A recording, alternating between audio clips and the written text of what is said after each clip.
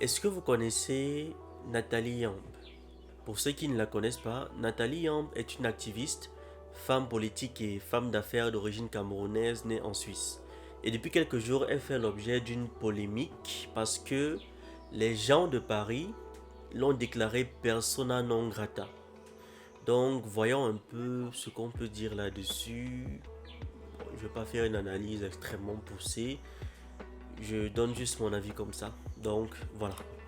Ce qui est reproché concrètement à Nathalie Yamb, c'est d'inciter la violence et la haine contre la présence française en Afrique et de faire de la propagande russe. Je ne sais pas vous, mais je pense quand même que c'est surtout à cause de la deuxième raison qu'elle a été expulsée. Vu qu'en ce moment, depuis bien des mois, la Suisse fait un peu chier la France et l'Union européenne, l'Occident même en général, avec les USA. Donc là, la France, la cinquième République, le fameux pays des droits de l'homme, interdit à quelqu'un de s'exprimer au point de l'expulser du pays. Ok, d'accord. Mais à ce niveau-là, je n'ai qu'une seule question. Est-ce que ce qu'elle a dit est vrai ou faux? Est-ce que ce qu'elle a dit est vrai ou faux? Est-ce que ce qu'elle dit généralement est vrai ou faux? Est-ce que ce qu'elle dit généralement est vérifiable ou pas? Est-ce que la France maintient bien ses colonies dans des systèmes monétaires qui empêchent leur réel développement ou pas? Est-ce que la France pille les richesses de l'Afrique ou pas? Est-ce que des génocides ou même des coups d'État ont été perpétrés par la France en Afrique ou pas? Bon, j'ai dit que j'en avais qu'une seule question et puis je suis arrivé à 5. Mais bon, c'est juste un détail. Et voilà, même dernièrement, c'est quel pays déjà?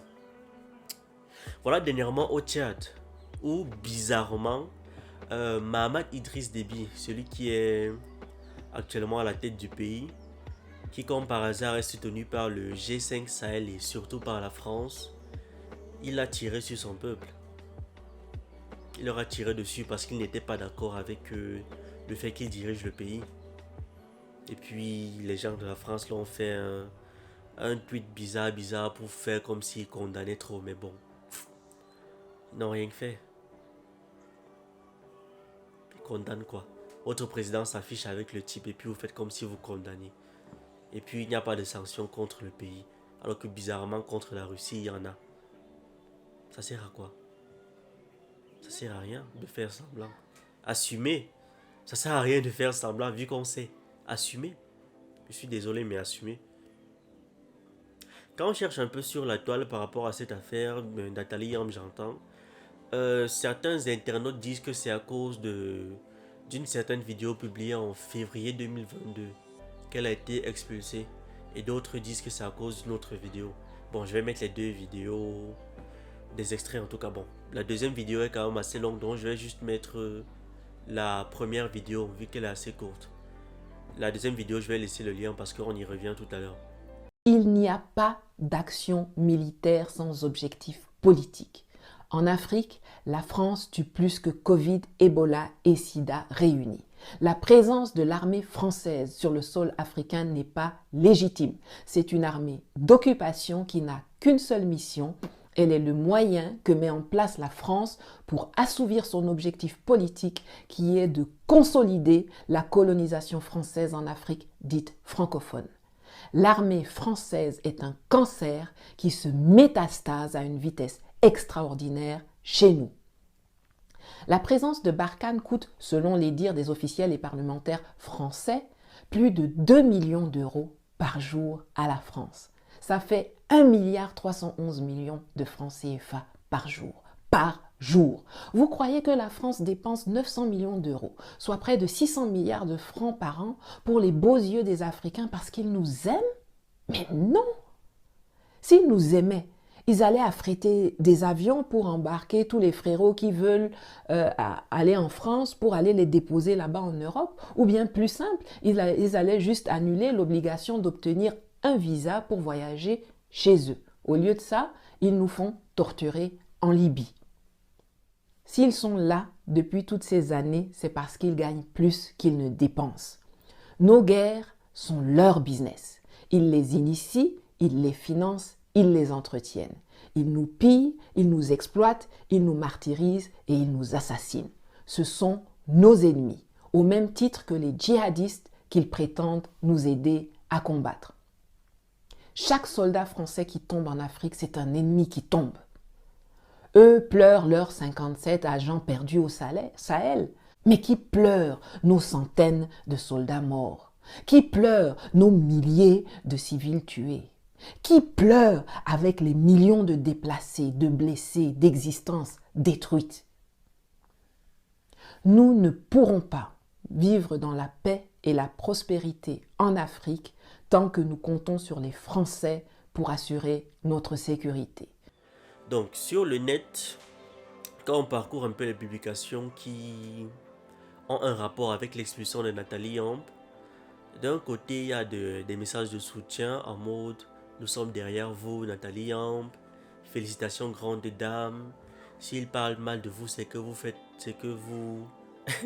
c'est que vous combattez le bon combat, etc., etc. » Mais il y a aussi des messages du genre « Bien fait pour elle. Enfin, elle va un peu se calmer maintenant.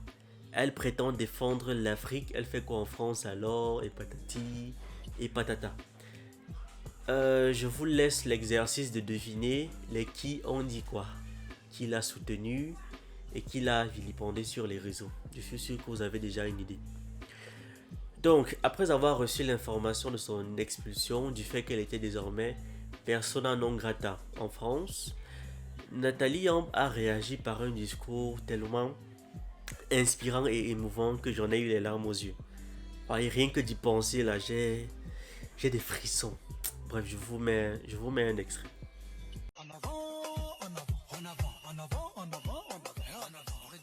En bref, Nathalie Yamb est une dame qui contribue énormément au combat pour l'indépendance réelle et pour la libération de l'Afrique du joug des puissances coloniales.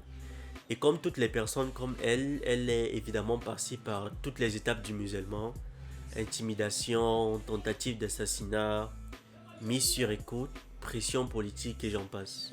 Je me demande d'ailleurs pourquoi... pourquoi ça n'est jamais arrivé à penser Kamit. Intimidation, tentative d'assassinat, mise sur écoute et pression politique. Donc on n'est pas important. Non, On a 26 000 abonnés. on a déjà eu des menaces. Ah oui, c'est vrai. On a été menacés. C'est vrai, ça me rappelle même un jour, un type me contacte sur WhatsApp. Donc il lance d'abord l'appel, évidemment, quand je vois un numéro inconnu, surtout qui vient d'un autre pays, je ne décroche pas forcément. Surtout qu'il était assez tard, peut-être 20h, 21h comme ça. Donc je rejette l'appel et il m'écrit pour me dire que Cher Anta Diop était un fidèle musulman et qu'on ne devait pas l'associer à ce qu'on dit dans nos vidéos, vu qu'on dit du mal de la religion islamique. Il m'a menacé. Si tu étais. Il m'a menacé. Bref, revenons au sujet. Par rapport à Nathalie Yamb, j'ai par ailleurs beaucoup aimé l'une de ses dernières vidéos où elle veut faire comprendre, en gros, que nous sommes enfermés dans un enclos que des gens ont fabriqué pour nous, ce qui nous empêche d'être au courant de nos véritables capacités. Les colons nous ont fait croire qu'on était incapable de faire ceci, de faire cela, et nous ont donc enfermés dans cet espace-là. Or, il faut que les Africains se comportent comme les puces, vu que c'est la comparaison que Nathalie utilisait dans sa vidéo, que les Africains se comportent comme les puces qui sont capables de sauter plusieurs fois leur taille. Pour finir, pensez qu'Amit apporte tout son soutien à Nathalie Yamb et on espère que cette épreuve, qui n'en est pas véritablement une, va la faire de plus en plus connaître et que de plus en plus de gens soutiendront la cause la cause africaine. Même si c'est par rapport à elle qu'ils la soutiennent, c'est déjà beaucoup.